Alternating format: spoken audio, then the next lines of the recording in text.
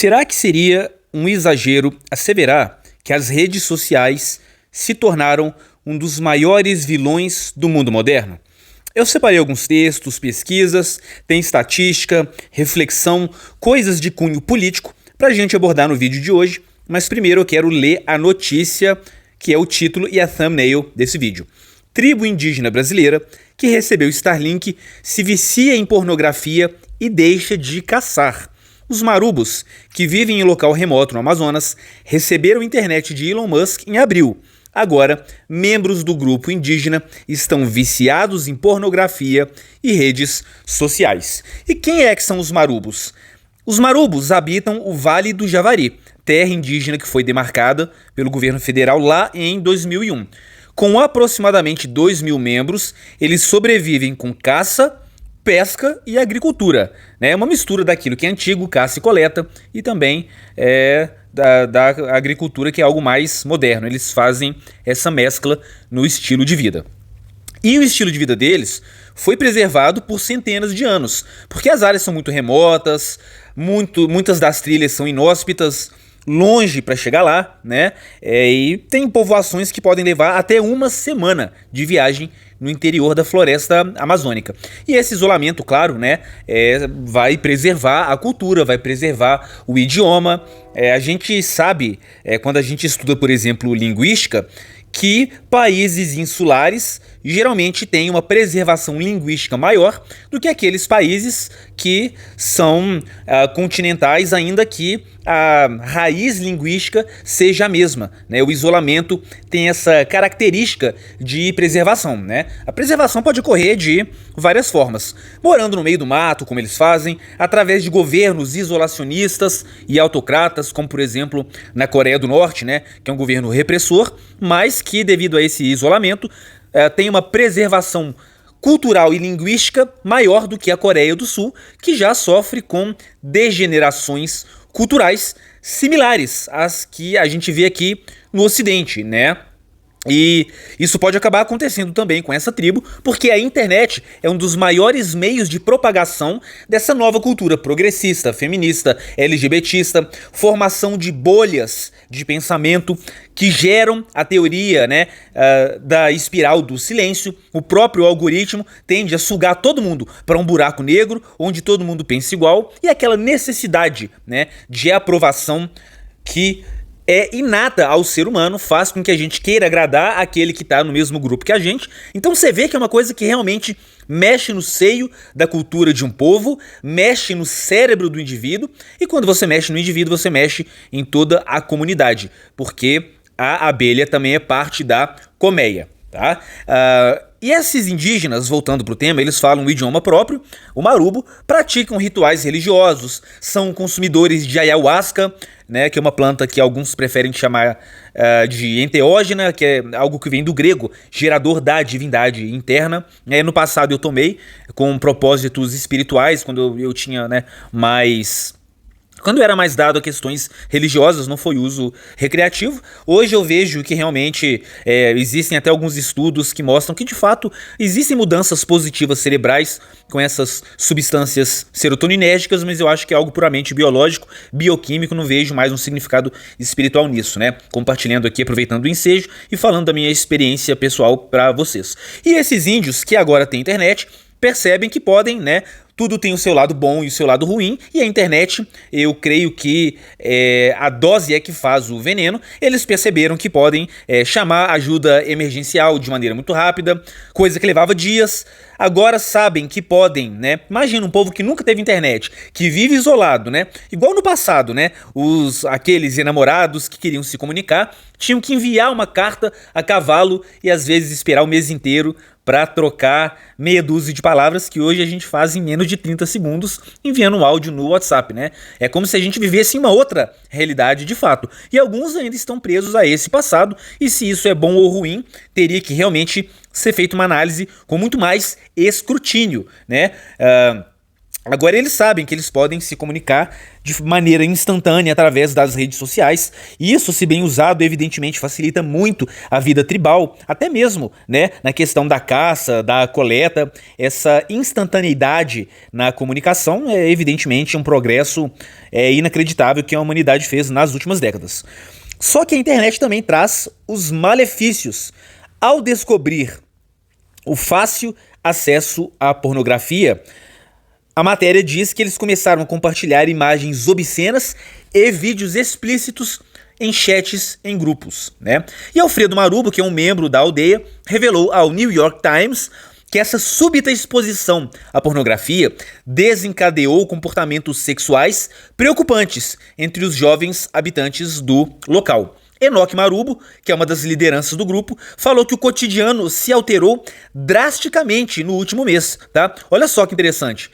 A gente sabe bem, né? Hoje está mais popularizado os males da internet. A gente sabe que o like, por mais que muitos queiram negar, é viciante, porque ele ativa o sistema dopaminérgico no cérebro e que a pornografia tem uma série de malefícios cerebrais. Não tanto quanto alguns exageram, né? Porque o movimento NoFap, ele exagera a coisa de uma maneira que fica até caricato, né? E meio comédia, digno assim até mesmo de escárnio, porque realmente as constatações desse movimento estão muito dissonantes da realidade. Mas há sim alterações cerebrais comprovadas, nós sabemos disso.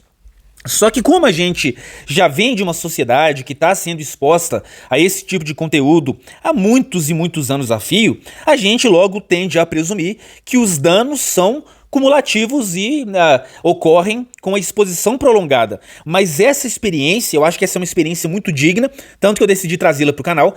Em um único mês de exposição a Instagram, a TikTok, a conteúdo adulto, você já nota uma mudança drástica no comportamento de um indivíduo, né? Do mesmo modo que se você expuser um indivíduo a uma droga forte, como por exemplo o crack durante o mês inteiro, em um único mês você consegue degenerar completamente a personalidade da pessoa, mudar o seu senso moral, né? E tudo mais. E não é nenhuma comparação, assim, seria uma falácia da falsa analogia, porque existem ressonância magnética mesmo mostra que internet, pornografia, droga, tudo que ativa o sistema dopaminérgico tem um mecanismo de ação em comum, né? Então não seria um absurdo a gente fazer uma comparação a título explicativo para a gente poder discorrer a respeito dessa matéria aqui.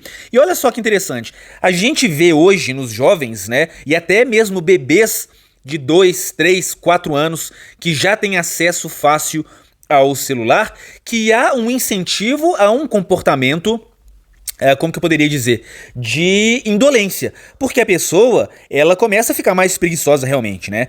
Ela quer ficar só deitada, rolando feed, e isso aí acaba interferindo na produtividade do dia a dia, especialmente de curto prazo, e tudo que é de curto prazo torna-se algo de longo prazo no futuro, né? Isso afeta as metas de longo prazo do indivíduo, sucesso que ele tem na vida, né? Apesar da internet ser também a sua carta de alforria.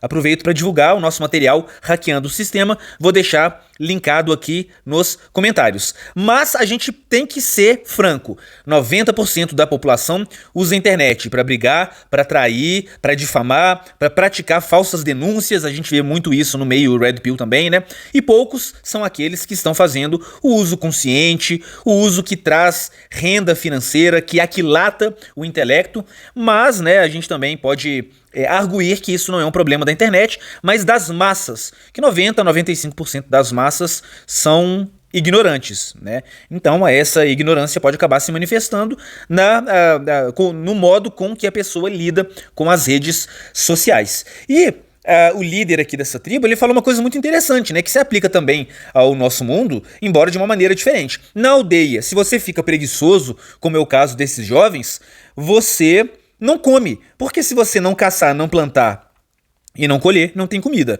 E, né, é diferente, um pouco distinto da nossa sociedade, que às vezes recompensa o preguiçoso, né, pune aquele que é empreendedor, tem estado assistencialista e tal, mas aquele que não trabalha, aquele que não se dedica, que não foca no autodesenvolvimento, que perde todo o tempo com vício em internet, rolando feed até 2, 3 horas da manhã, não consegue nem dormir, ele vai ficar para trás em relação àquele que faz o bom uso, né? Vi um estudo bastante interessante que me chamou a atenção para uma coisa que eu acho que muitos dos senhores vão se identificar.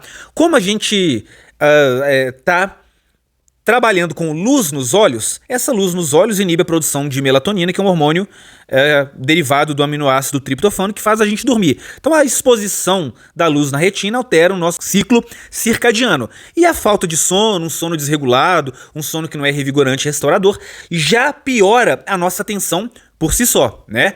E esse estudo ele sugeriu a seguinte hipótese: como a gente está vivendo não só na era das redes sociais, mas dos vídeos rápidos, né? Hoje o que está bombando é vídeo de no máximo 1 minuto, às vezes 30 segundos. A nossa atenção pula de um foco para o outro a todo momento, a todo minuto. E isso, né, o nosso cérebro é muito plástico, muito adaptável, isso acaba afetando a nossa capacidade de prestar atenção em algo com foco por períodos longos de tempo, né? Então a gente vê que a rede social pode afetar, tanto afetando o sono, que afeta toda a nossa cognição, mas também viciando o nosso cérebro em pular de foco a todo momento, né? Eu acho que hoje a maioria, pelo menos, eu não vou dizer a maioria, mas grande parte das pessoas com quem eu converso, comentários que eu vejo na internet, são pessoas que têm tido problemas de concentração e foco, né? Até que ponto a internet é responsável por esse tipo de problema? E quando a gente fala de internet, a gente também invariavelmente fala do consumo de conteúdo adulto, que ele é o conteúdo mais consumido na internet no mundo inteiro. Praticamente todo mundo consome ou já consumiu esse tipo de conteúdo.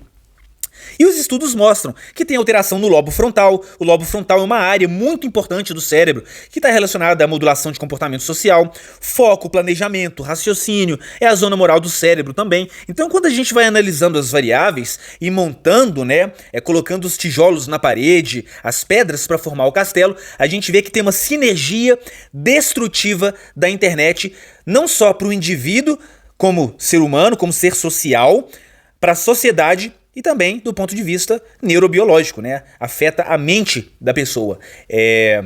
E um outro ponto que a gente tem que também abordar, né? Não que tenha que abordar, mas que eu acho muito relevante, é que a internet ela é uma arma política para gerar divisão, para gerar atritos, porque uma sociedade dividida tem mais dificuldades, né, em conseguir prestar atenção nos problemas reais de uma sociedade para que a sociedade se torne próspera. Eu acho que essa matéria ela foi muito importante, porque ela escancarou que a internet provoca alterações profundas na sociedade, na produtividade e alterações comportamentais em períodos tão curtos quanto 30 dias. Mas é isso, eu queria compartilhar com vocês, fazer essas reflexões e saber de você. Até que ponto, né, vale tudo em nome dessa inclusão, dessa liberdade? Porque com a internet hoje, você viaja para a Suíça sentado na poltrona da sua casa, coisa que esses índios nem fazem ideia, né? Você mostra uma daquelas montanhas coloridas da China, que a gente vê hoje pela internet, ainda que não seja a mesma sensação de ter uma experiência de primeira mão, a gente tem ciência das topografias variadas, dos fiordes da Noruega, das belezas da Amazônia, de como é o deserto no Irã. Essas tribos isoladas não, porque eles só conseguem conceber aquilo que os olhos veem e aquilo que a tradição oral passa para eles, né? Então eles ficam muito restritos, mas ao mesmo tempo que eles ganham essa expansão de horizontes e essa liberdade, que é uma liberdade também para você conhecer novas coisas, se conhecer melhor também, liberdade de escolha, né? Vem com tudo isso que foi falado, esse lado negativo. Essa é a reflexão de hoje, eu espero que eu tenha conseguido trazer novos pontos de vista e eu gostaria de saber de você. Se você, vamos só imaginar para a gente enriquecer o debate aqui nos comentários, se você fosse o presidente da nossa nação, você baniria a internet, não baniria a internet, deixaria a internet totalmente livre, com total liberdade de expressão? Ou você faria como pessoas como Putin, por exemplo, fez, de banir pornografia ou excluir determinados aplicativos, dando acesso à internet, mas limitando acesso àquilo que você considera que é nocivo para uma sociedade? O que é que você faria se você tivesse o controle da internet em suas mãos? O que é que você faria e por quê? Deixa aí nos comentários e vamos crescer juntos intelectualmente. Se inscreve e abraço, até a próxima e valeu!